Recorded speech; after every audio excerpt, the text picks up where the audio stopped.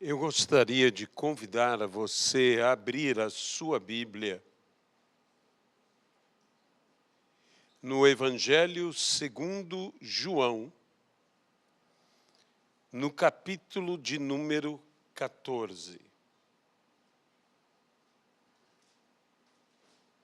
Evangelho segundo João, capítulo de número 14. Leremos do versículo 12 ao versículo de número 14. Em verdade, lhes digo que aquele que crê em mim fará também as obras que eu faço, e outras maiores fará, porque eu vou para junto do Pai, e tudo o que vocês pedirem em meu nome, isso farei, a fim de que o Pai seja glorificado no Filho. Se me pedirem alguma coisa em meu nome, eu o farei. Senhor nosso Deus Todo-Poderoso, abençoa-nos, ó Pai. Abençoa-nos em toda esta campanha destas próximas 3 sextas-feiras. Como há pessoas que estão enfermas em seus corpos, em suas almas, pessoas, Senhor, que estão angustiadas, perturbadas, mas sabemos que o Senhor é aquele que traz ao perdido a salvação, ao enfermo a cura, ao oprimido, opresso ou possesso a libertação. Tu és Deus, e não há outro Deus além do Senhor.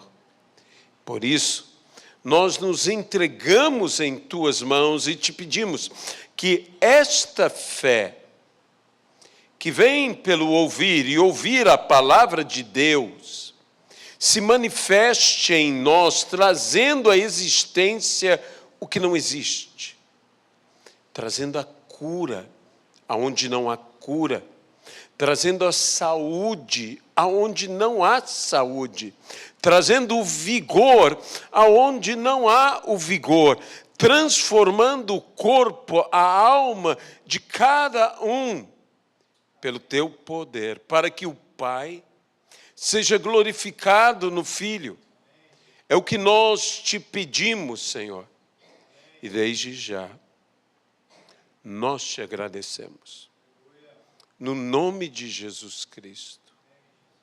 Amém e amém. Nós não podemos, de forma nenhuma, desvincular o cristianismo dos milagres, dos prodígios, das maravilhas, ou seja, dos sinais. O cristianismo surge em meio a uma manifestação sobrenatural de Deus, no meio dos homens. Ele mesmo, o Senhor, sendo Deus, se fez homem por amor a nós. E a Bíblia diz que, então, vimos a sua glória, glória do unigênito do Pai, porque ele habitou entre nós, viveu, sofreu, morreu, tudo por amor a nós, e por amor a nós ressuscitou, venceu a morte, triunfou sobre a morte. Onde está ó morte, o teu aguilhão. A morte não mais pode nos amedrontar, nos afligir. Por quê? Porque ele venceu a morte e nós, nele, temos a vitória sobre a morte e a esperança da ressurreição. No entanto, como eu disse, Jesus inicia todo o seu ministério através de sinais, através de milagres, de maravilhas, de prodígios. A igreja nasce na manifestação de milagres, de sinais, de maravilhas, de prodígios, ao ponto de termos afirmado nas Sagradas Escrituras que Deus fazia pelas mãos do apóstolo Paulo milagres extraordinários. Só por ser milagre, eu já diria que deveria ser extraordinário. Isso implica em dizer que se existem milagres extraordinários, é porque existiam também milagres, que eu espero que você não me entenda mal, ordinários. Milagres comuns e outros milagres incomuns. E que, então, esta questão de ser comum a manifestação de milagres na igreja, nós devemos crer de todo o nosso coração. Era comum e deve continuar a ser comum. Eu diria, e por favor não me entenda mal nisto que eu vou falar, que a igreja deveria produzir tantos milagres, que a igreja deveria ser considerada como uma fábrica de milagres. Uma fábrica de milagres. Nós sabemos em quem temos crido. Nós sabemos, como disse Paulo, em quem temos depositado a nossa fé. A Bíblia diz que Ele é fiel, que Ele é justo. E Hebreus, falando a respeito do Senhor Jesus, nos diz que Ele é o mesmo ontem, hoje e o será eternamente.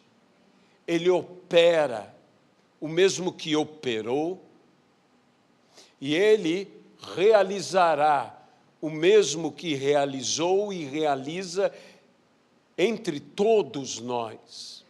Os nossos olhos hão de ver as maravilhas do Senhor.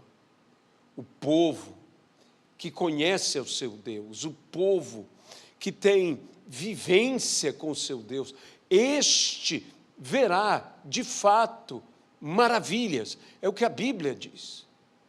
Este experimentará em sua própria vida as maravilhas de Deus. Ele, que traz no nosso meio a manifestação do poder de Deus, que o próprio Evangelho, a Bíblia diz que é poder de Deus, para a salvação de todo aquele que nele, em Jesus, crer. Pois a salvação nos vem pela graça, mas mediante a fé em Jesus Cristo. E uma vez que cremos que somos salvos, é tão interessante ver o que é uma visão de fé, uma visão, até mesmo eu chamarei agora, por se tratar de um profeta, como o profeta Isaías, de uma visão profética de fé, que trata o futuro como um pretérito perfeito, um passado completamente realizado, porque diz que Ele levou sobre si as nossas enfermidades e pelas suas pisaduras nós fomos curados. Não seremos, não levará, mas a visão profética de Isaías era tão plena em fé que ele retratava o futuro, o porvir, como algo plenamente já realizado. E de fato o era, porque ele é o Cordeiro de Deus, morto antes da fundação do mundo. Já estava ali, antes da nossa existência, antes da existência por causa do pecado, da morte e da corrupção, a corrupção da carne, que, entre outras coisas, se manifesta na própria enfermidade, na própria doença, na própria fragilidade, na debilidade. Tudo isto é a corrupção, pois pelo pecado entraram não apenas a morte, mas a morte e a corrupção. E mesmo que a morte se manifeste, esta que será a última inimiga a ser vencida, a corrupção continua. Onde nós voltamos ao pó como éramos. Mas o nosso espírito volta a Deus que o deu, e a Ele seja glória por isto. No entanto, vivemos neste mundo, estamos neste mundo. E muitas vezes a esperança de uma transformação, de um milagre que gostaríamos tanto que houvesse acontecido antes. E se um milagre não acontece antes, deixe-me ser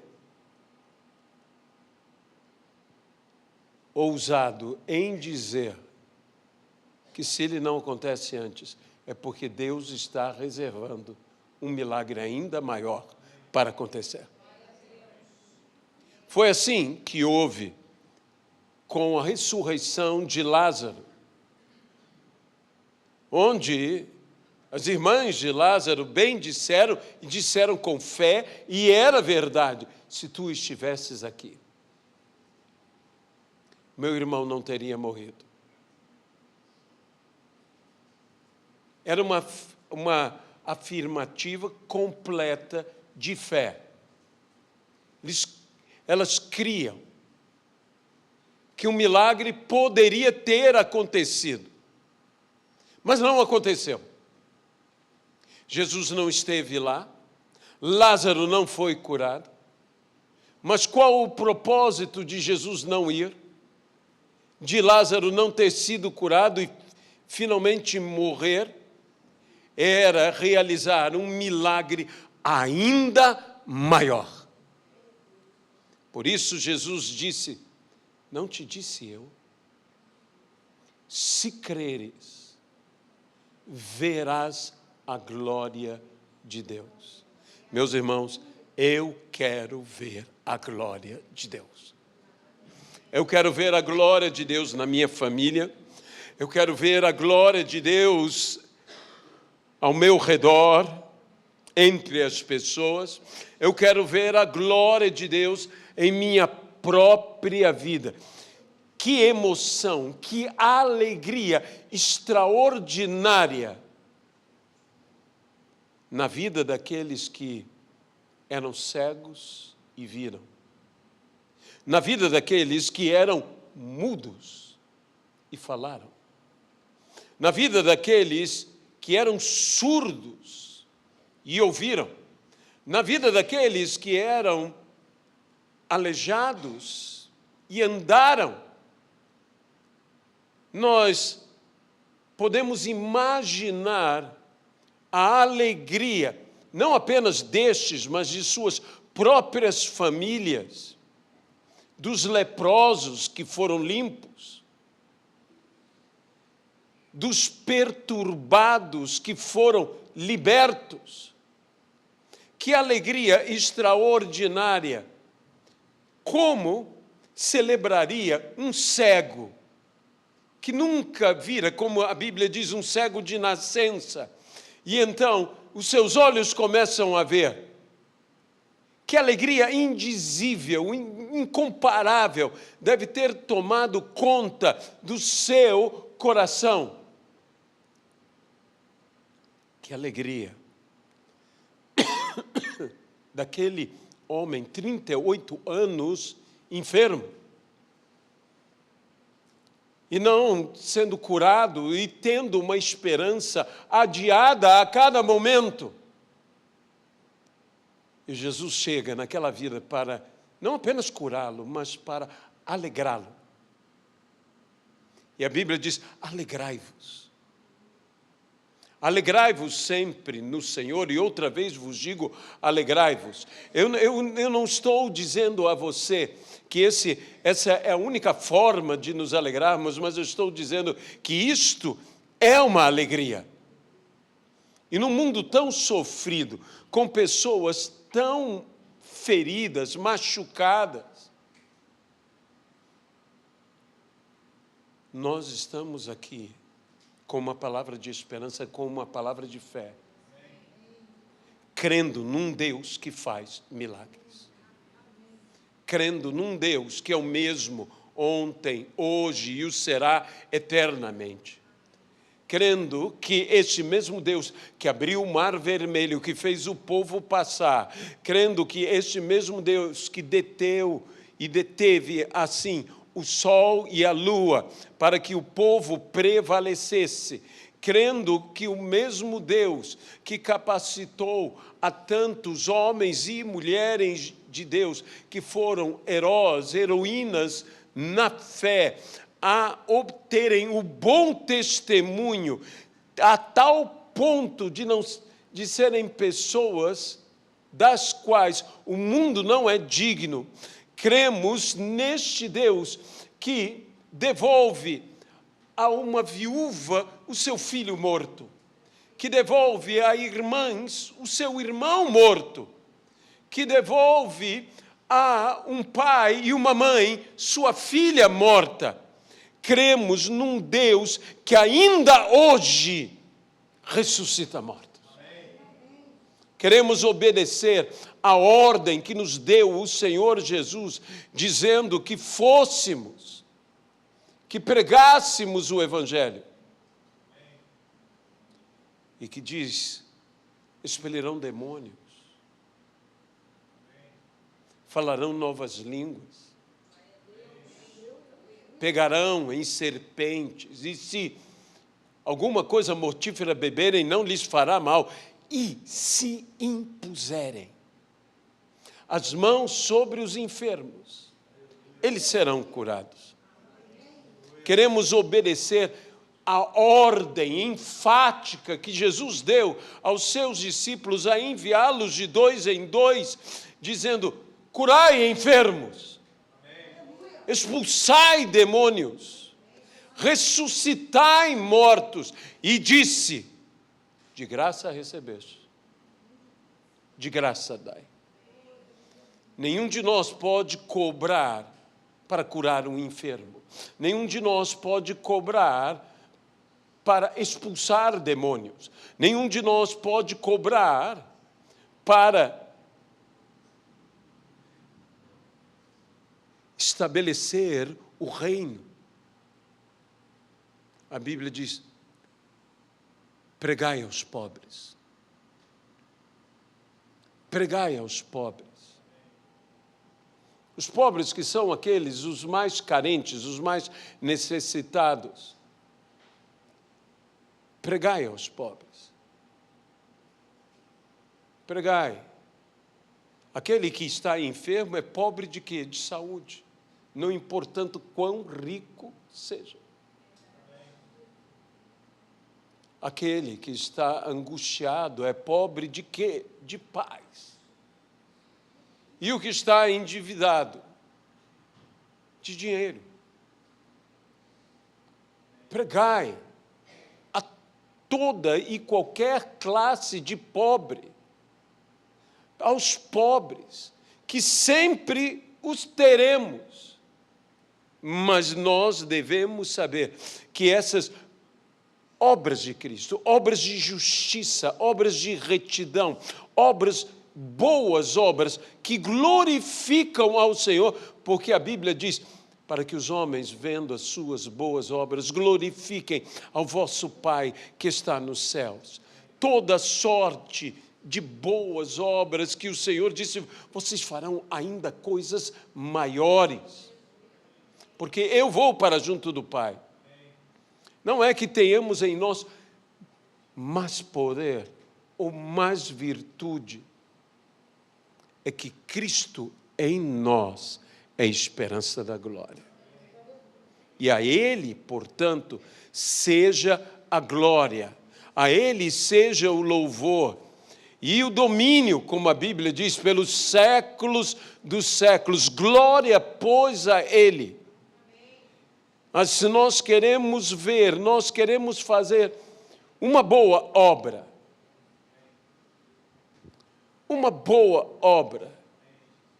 como já foi dito, você pode rejeitar a minha pessoa, você pode não querer a minha ajuda, nem mesmo sequer ouvir minhas palavras ou minha voz.